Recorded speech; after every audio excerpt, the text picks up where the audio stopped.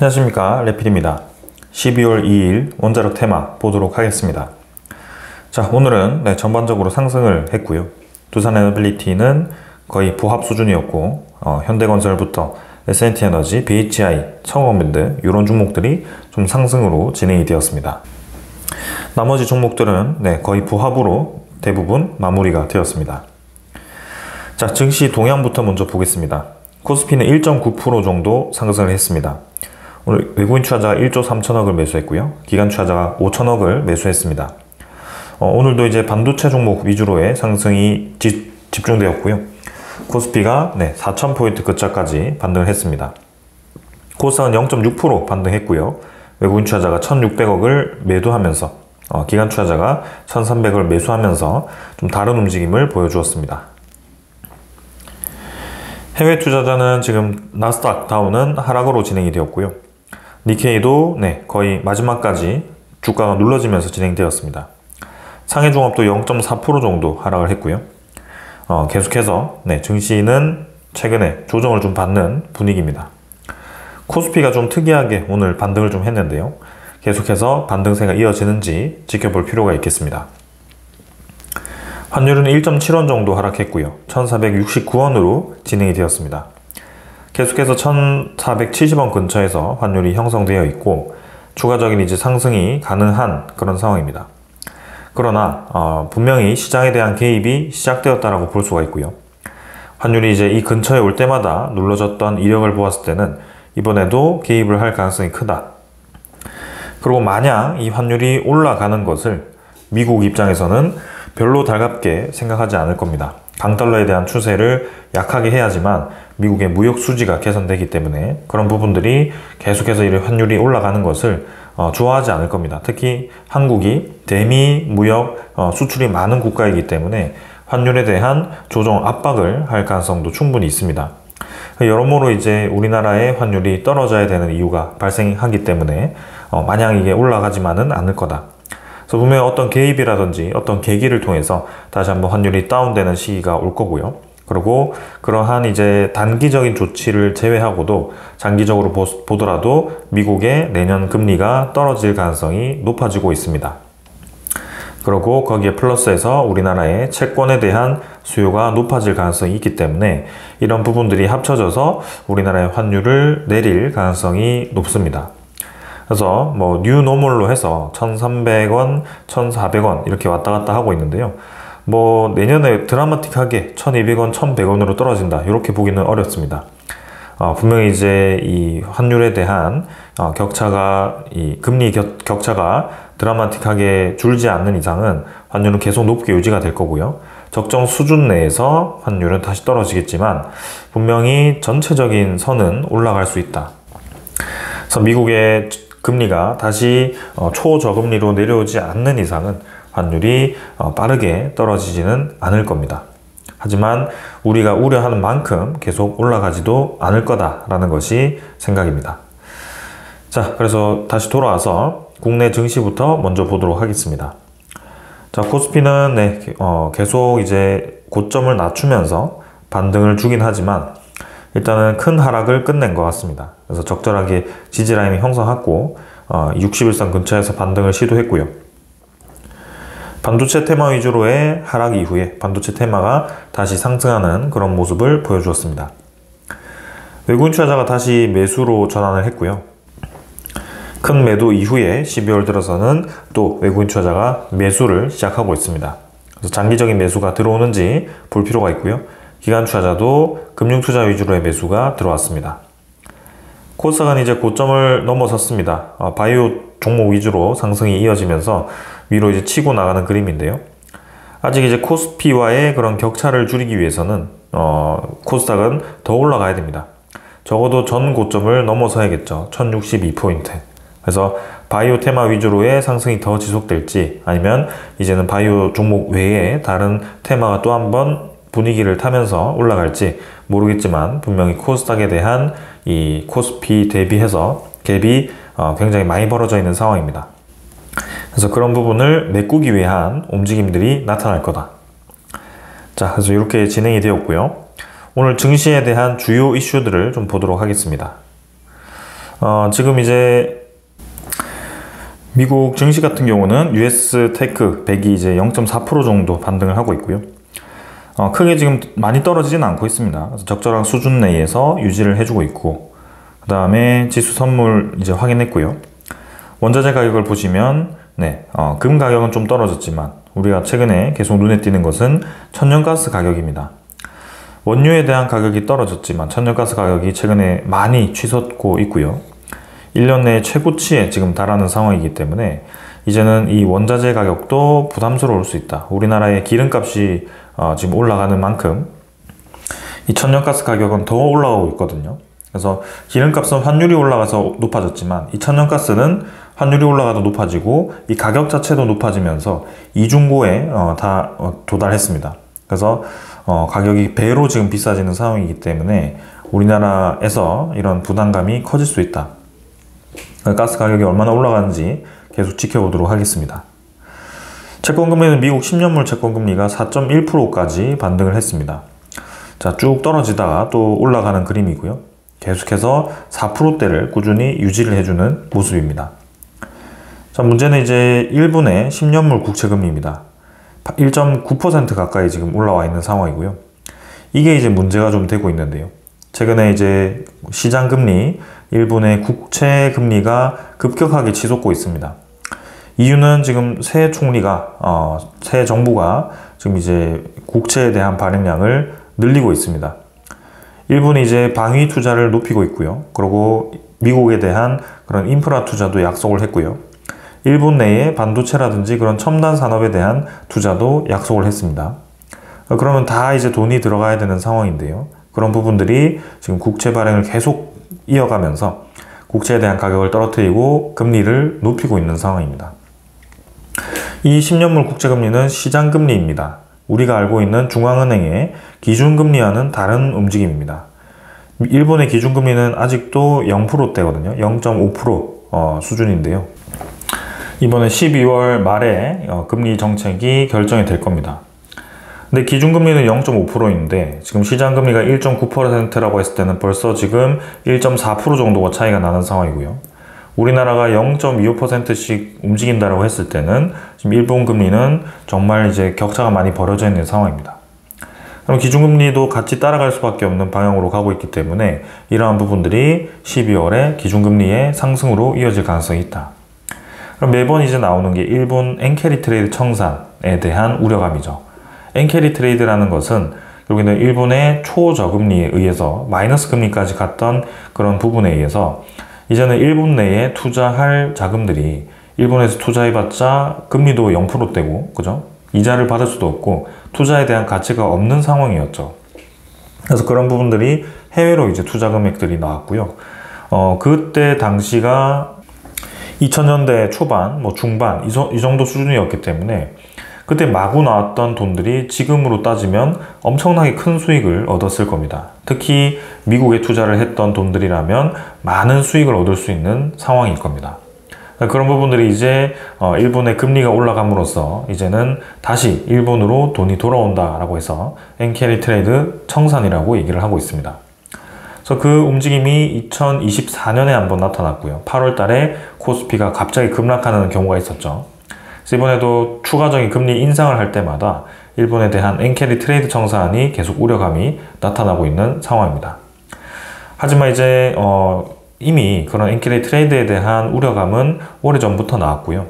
그런 부분들이 일부 트레이드 청산에 대한 우려감, 물량들이 시장에 쏟아 나왔던 부분이 있기 때문에 그때만큼 강하게 나오지 않을 수 있고요.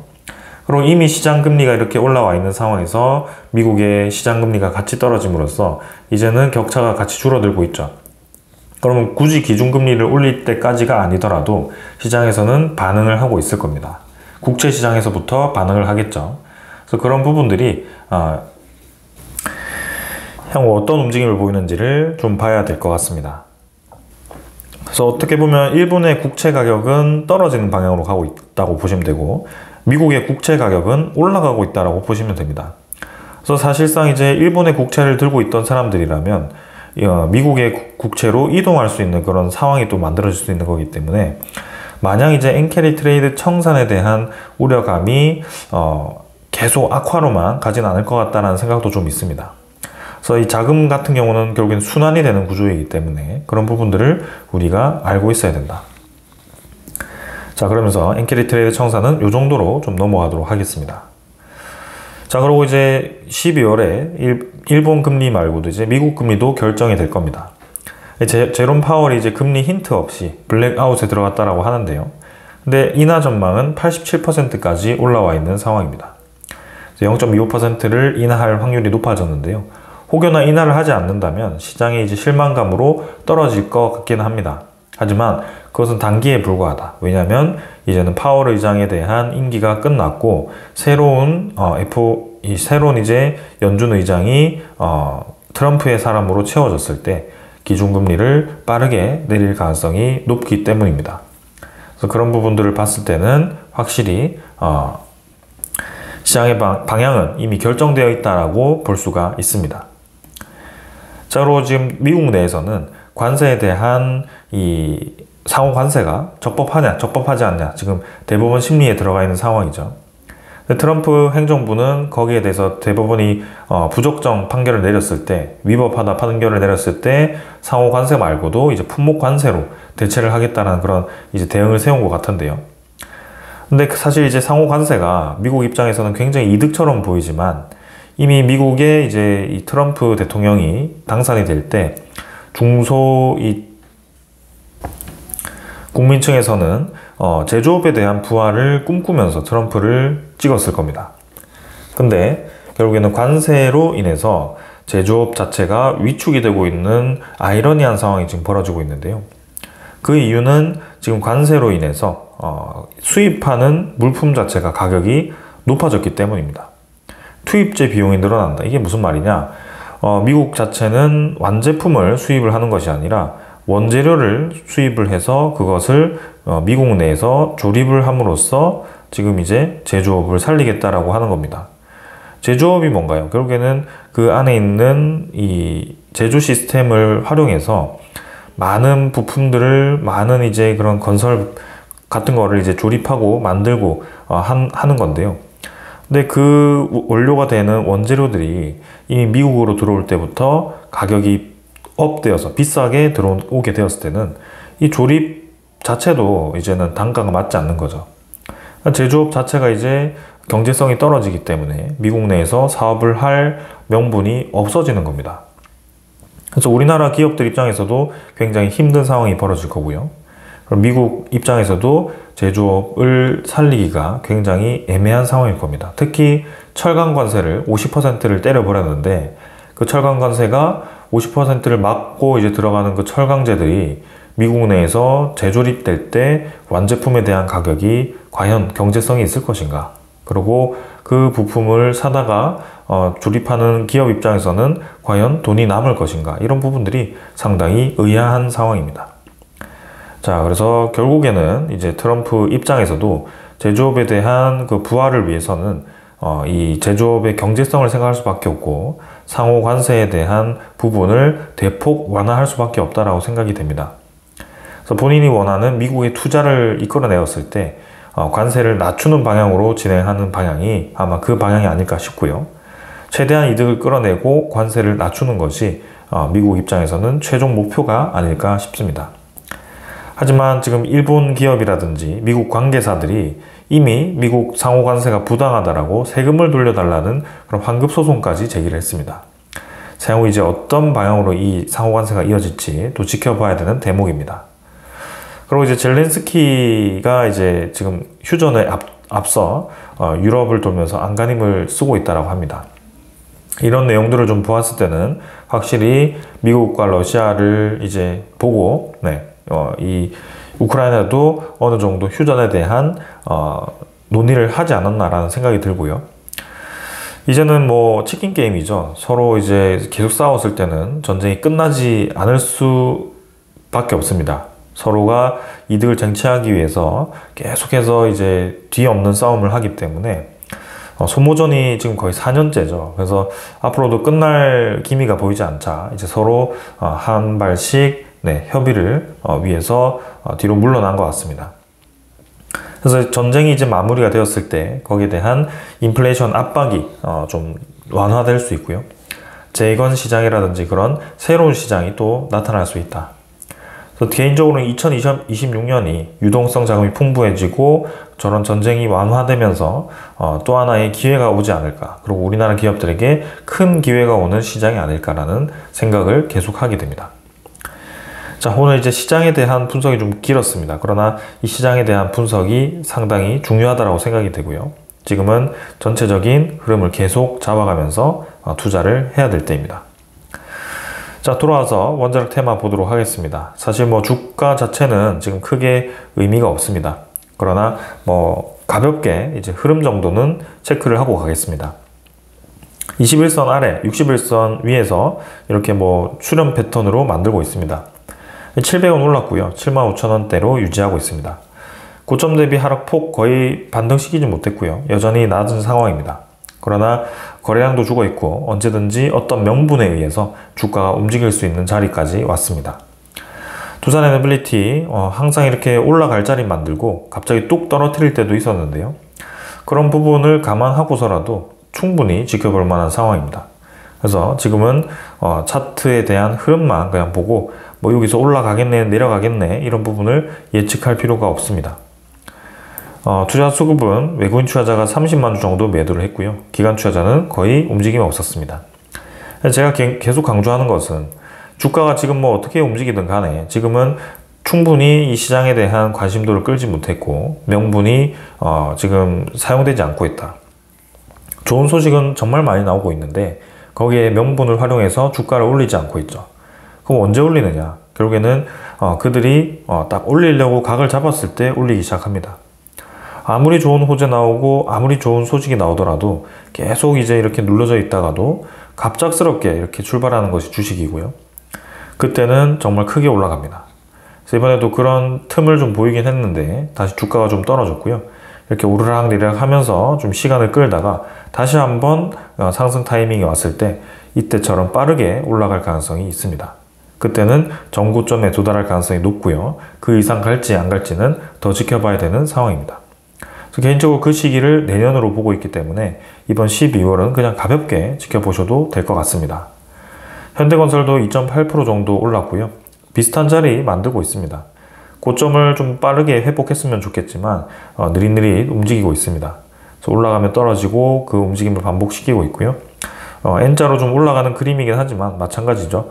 어떤 흐름이냐에 따라서 주가가 움직이냐 떨어지냐 뭐 이렇게 좀 갈리고 있습니다. 그래서 지금은 주가를 예측할 필요 없다. 외국인 투자자 15만 주 정도 매수를 했고요. 매도 반복하고 있고 기관 투자자도 큰 움직임은 없었습니다. 네, 빠르게 넘어가 있습니다. 한전기술도 큰 변화 없었고요. 800원 정도 상승해서 진행되었고 밴드 안에서 계속 뭐 저점 라인에서 유지하고 있습니다. 외인 기관 모두 매도했고요. S&T에너지도 1100원 2.8% 정도 반등했습니다.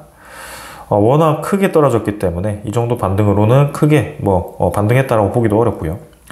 의미가 있다면 이전에 좀 지지라인을 형성하던 그 자리에서 지지라인을 형성하기 시작했습니다. 그래서 상한가 한 번에 이렇게 올라가는 주식이기 때문에 사실 뭐 S&T에너지도 가볍게 움직이면 굉장히 빠르게 올라가는 주식입니다.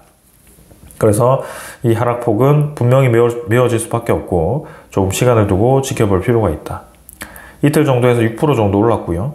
외국인 투자자, 기관 투자자 큰 움직임은 없었습니다. 자, BHI가 조금씩 올라가고 있습니다. 4.2% 정도 반등했고요. 지지라인 형성하고 21선 돌파 후에 이제 61선까지 도달했습니다.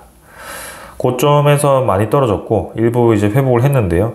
여기서 이제 다시 떨어져서 이 구간을 횡보시킬지 아니면 본격적으로 뚫고 나갈지는 봐야 됩니다.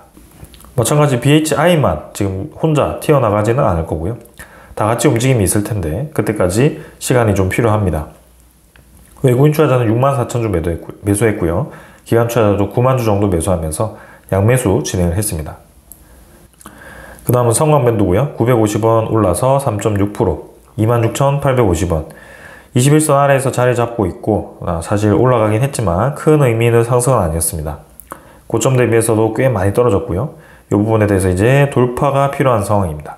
그래서 이평선 갭들이 좀 많이 벌어져 있기 때문에 지켜볼 필요가 있습니다. 기관 투자자가 조금씩 최근에는 매수를 하고 있습니다.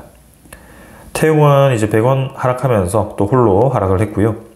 일단 뭐 지지라인을 형성하는 듯 하지만 고점이 계속 눌러지면서 재미없게 흘러가고 있습니다. 거래량도 거의 없는 상황이고요.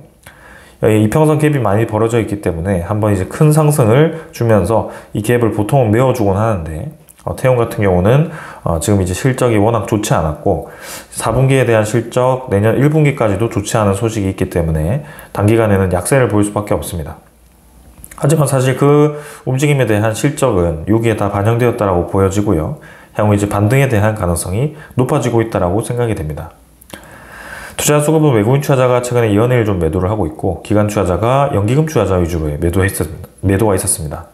연기금 투자자는 최근에 계속 매도를 하고 있고요. 외국인 투자자도 최근에 매도를 다시 이어가고 있는 상황입니다.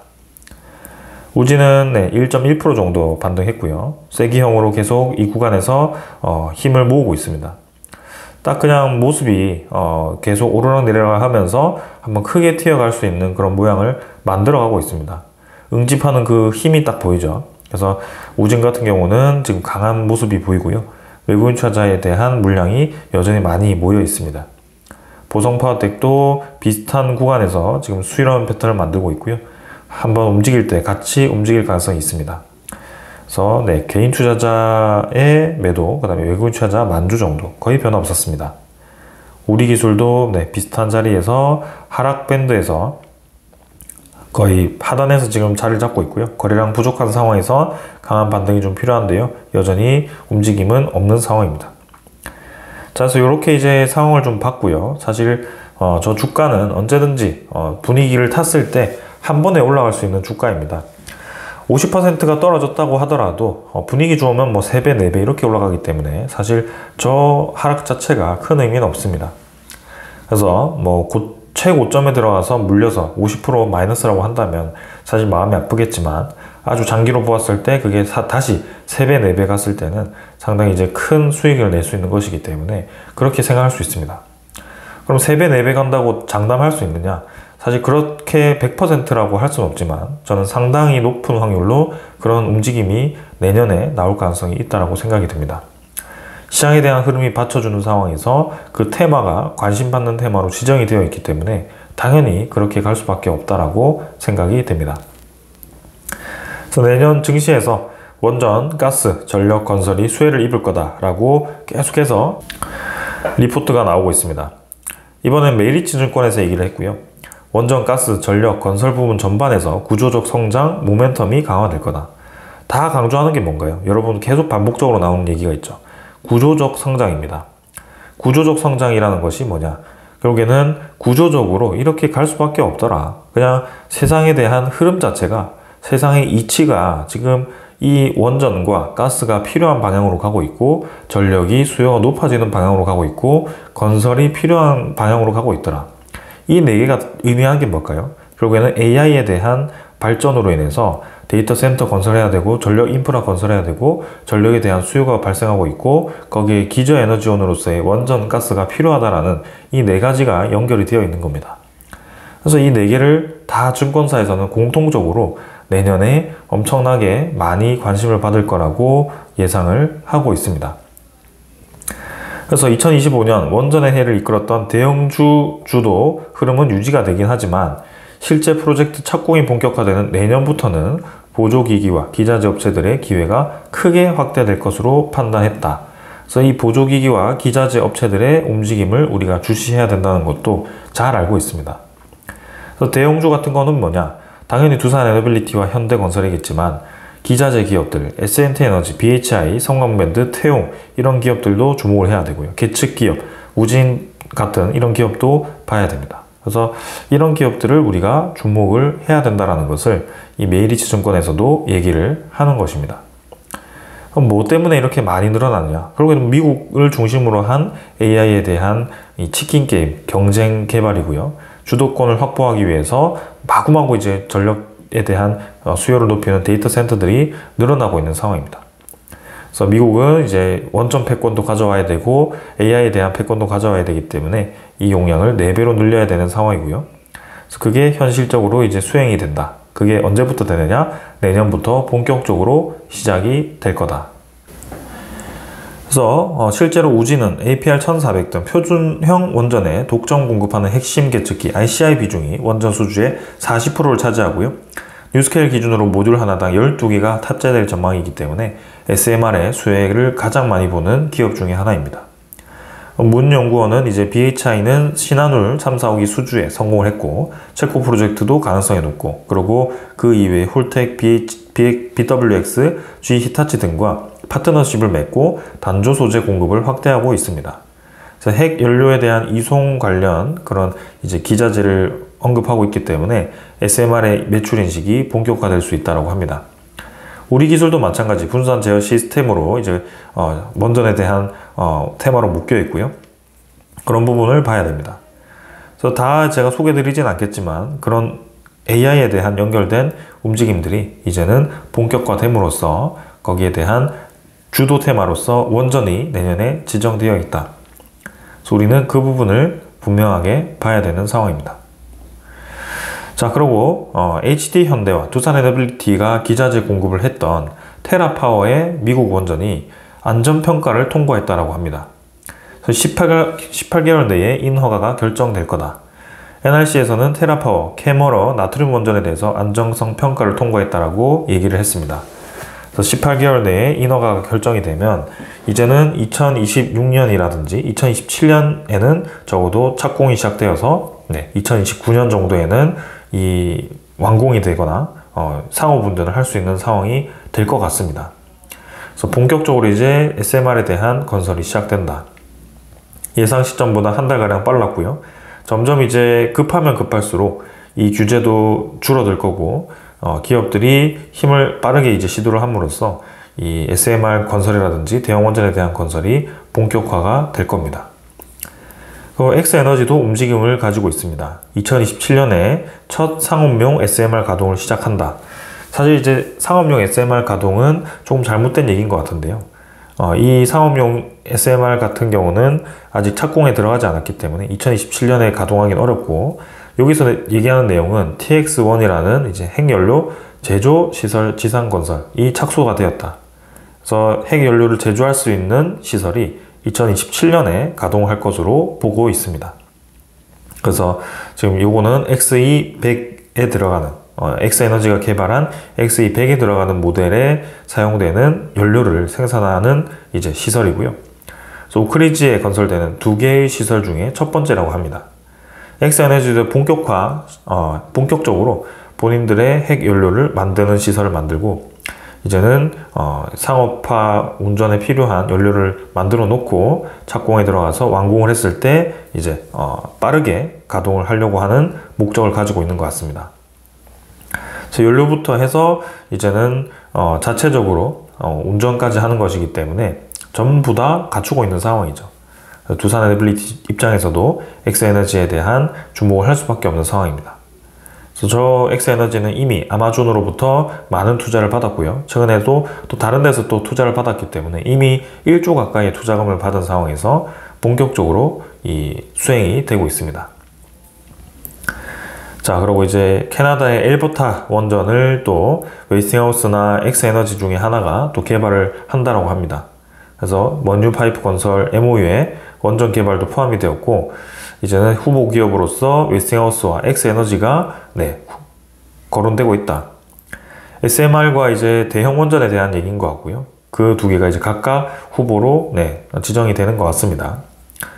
어제도 말씀드렸다시피 인도도 2047년까지 원전 에너지를 100GW를 목표로 하고 있다. 그래서 에너지에 대한 대전환을 승부수를 가졌고요. 지금 원자력법 개정을 추진해서 민간과 외국인 자본의 전면 개방을 하겠다. 많은 투자를 유치해서 원전을 빠르게 늘리겠다라는 인도의 목표를 가지고 있습니다. 그에 반해 우리나라 같은 경우는 공부를 해보니 글로벌 신시장이다. SMR 향기를 계획대로 해보자. 지금 공부해서 무슨 상황인가? 지금은 공부를 할 때가 아니고요. 지금은 전 세계가 이 방향대로 가고 있는 상황입니다. 이미 공부는 기업들이 다 했고, 기업들이 필요하기 때문에 SMR에 대한 개발을 진행을 했고, 모듈이 70몇 개가 벌써 등장을 했고, 우리나라가 뒤처져 있는 상황입니다. 그 상황에서 이런 태평한 소리를 한다는 것은 좀 이해가 되지 않는 상황이고요. 그리고 원전 재검토를 한다라고 하는데 사실 뭐 지금 그런 검토를 할 때가 아닙니다. 뭐 국민에 대한 여론을 들어보겠다. 국민의 여론이 아니라 지금 세계의 여론을 봐야 됩니다. 전 세계가 어느 방향으로 가고 있는지를 봐야 되고, 지금 국민의 의견, 뭐 어떤 국민을 선택할지 모르겠지만 지금은 당연히 우리나라 국민들도 이 전력에 대한 필요성을 체감을 할 겁니다.